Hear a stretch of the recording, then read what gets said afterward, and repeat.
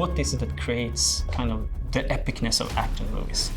Sometimes, okay, yeah, sure, it's the one action hero with amazing skills. But more often than not, it's the combination of, people working together.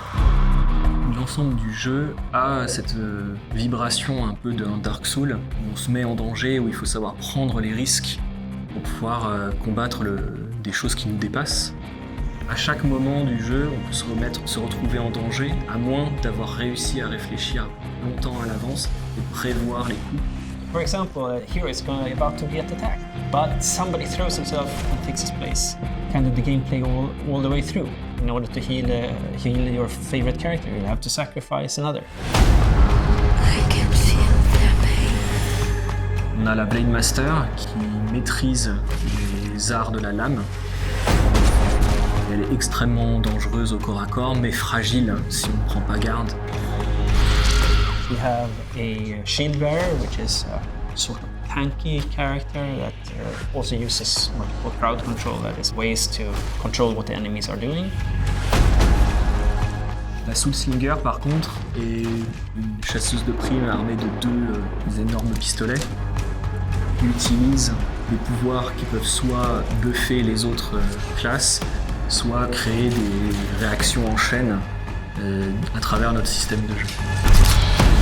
You have a kind of natural in-game progression as the characters levels up. The player has a choice in terms of what types of powers they develop specifically. The nightmare has been pushed back through the veil. But for how long? We wanted to create this dynamic system where you could, react to things happening over time, etc. But we're always kind of pushed up to the limit of the turn. That's okay, we just take out the concept of turns. And we replace the turn with a timeline. That became kind of really the core pillar in terms of game mechanic.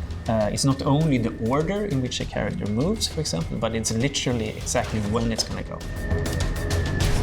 We wanted to make a game where the bosses are really meaningful. To get to this notion of the boss battles that you see in other types of games, that is about pattern recognition, identification of what the boss is going to do, and then kind of react to that.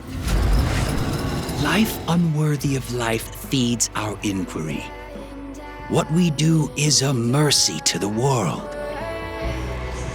Ce qui est le plus difficile quand on a un turn-based, c'est justement la notion de dynamisme. Et donc l'anime japonaise, extrêmement dynamique, où on pouvait permettre à nos animateurs de aussi mettre leurs pattes. C'est quelque chose qui était vraiment important jusqu'à obtenir les animations beaucoup plus percutantes qu'on a maintenant.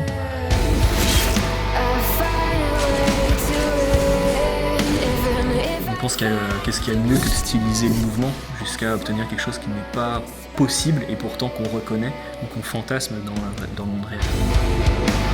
It's really weird how it works, because certain things are really quick to do nowadays in video games, but then certain things take an enormous amount of time, and the time to go from something that kind of works pretty well to being really finished and polished and look good in every situation, it's a huge amount of work. On ne peut pas rivaliser avec des équipes qui ont le triple, quadruple de notre budget et de notre taille. Par contre, on peut se faire un devoir de proposer quelque chose qui est différent.